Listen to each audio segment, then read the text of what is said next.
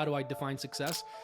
There are a couple of ways that I look at that. One thing that I read a while ago from Ray Dalio, famous investor. He's written a couple of great books. One on my top shelf right there, Principles for Work and Life. So one thing that he said is your measure of wealth is defined by what you want to accomplish.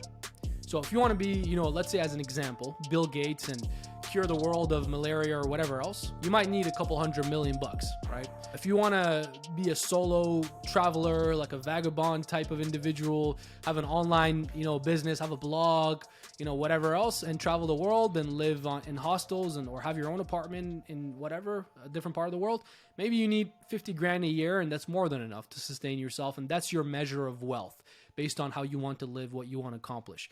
I'm a big believer in that. I genuinely think you need to know what your North Star is and work towards that. Define that for yourself. What is success for you? So for some, it's being a school teacher. For some, it's being an entrepreneur, a business owner, whatever.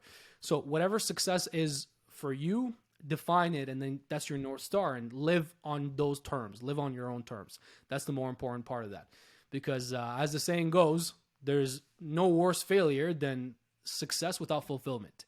That's the ultimate failure. First part would be that. I think everybody listening should really define success for themselves, and also what does life on your terms look like? Get clear on that, because you can't live a life on your own terms if you don't even know what your terms are. So clarify that first and foremost. What's your North Star? What do you want to do for the next 3, 5, 7, 10 years? This is my test for this. Anytime people ask me, should I pursue this or should I pursue that? I have multiple businesses. Which one should I do? Should I go to school? Not. I always tell people, at a minimum, for the next 3 years, okay? I'm being generous here, because really I would say 5 to 7. But let's say 3 years. For the next 3 years, what do you want to do 7 days a week, no days off, 10, 12 hours a day? You'd be okay doing that, and you want to commit at that level to it.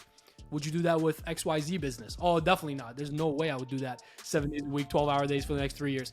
All right, check. The person who's willing to do that is going to beat you in that line of work. That's guaranteed.